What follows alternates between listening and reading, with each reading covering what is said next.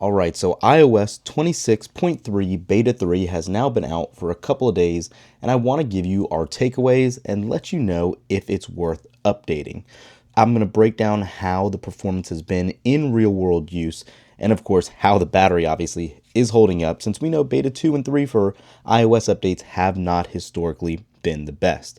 First things first, we know Beta 3 isn't a massive feature update, but it's clearly focused on refinement, and it does show in this update. So going into settings, general, and about, first thing I want to talk about is this build number, and that is 23D5114D.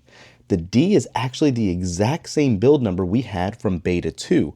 So that's very interesting in a number of ways, because even watchOS had a C build, which means it is closer to release than Apple feels iOS is, at least at its current point.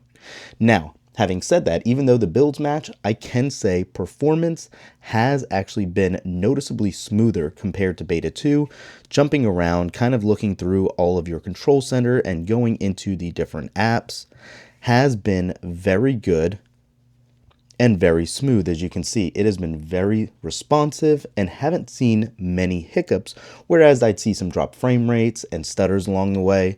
This definitely is better. And then obviously, as you can see, multitasking still looking as good and smooth as it has as well. And I'm seeing much fewer stutters even between apps and going into different games and jumping around between those as well. So that's good to see also. I have been playing Clash Royale a little more again, and every time I actually jump between the game, memory seems to hold a little better in that area as well. Let this update really quick, and then I'll show you just how smooth, even if you're a gamer, it's working. And even playing games, I have not drained a lot of battery, whereas I was prior. And you can see we're just jumping around a little bit, and it's been perfectly fine. I will say the one big takeaway, and I actually did a whole separate video on this, is the keyboard. Luckily, finally, the keyboard has been improved. Let me open up my notes really quick.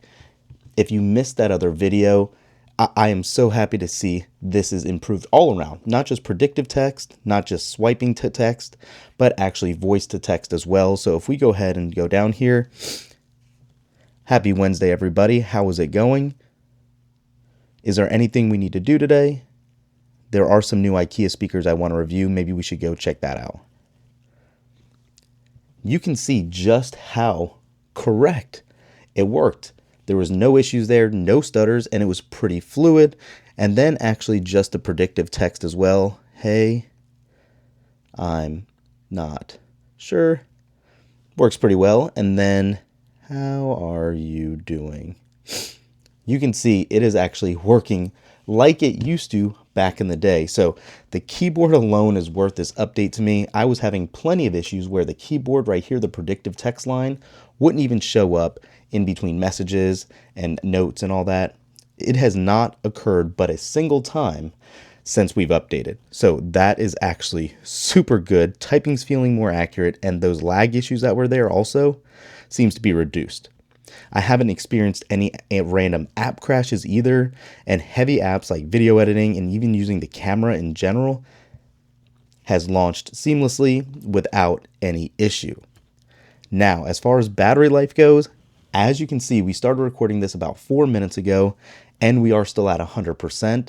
There has not been a day so far where I felt the need to recharge. I just plug in because it's convenient. There is now no longer standby battery drain that I'm experiencing that's causing substantial issues either. And I'm usually consistently ending the day with around the same or a little better percentage remaining battery for the third beta.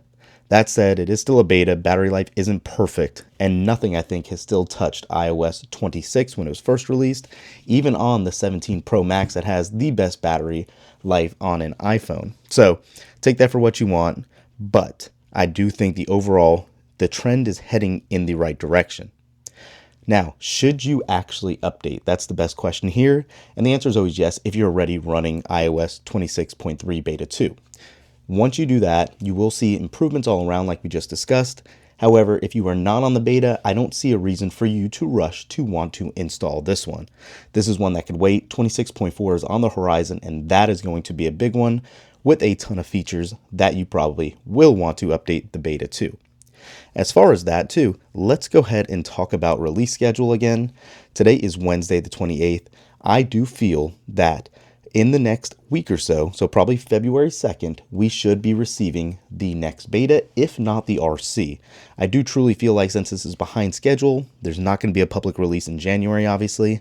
The 2nd is the most logical day that we will get for the next RC build. Not beta 4, I think it will be an RC, and this should go public around February 9th. Now, as soon as that goes public, around the 10th or 11th should be the first day we get iOS 26.4 beta 1. And again, that's huge. I'm going to do a huge video coming on what's coming with that in the very near future. So make sure to thumbs up this video and subscribe to the channel to get all that information, because there's more than just the new Siri that will be released in 26.4. But that's it for this one. Let me know in the comments how iOS 26.3 Beta 3 is performing for you, especially with battery life. And if this video helped, drop a like, subscribe to the channel, and we will catch you in the next one. Peace.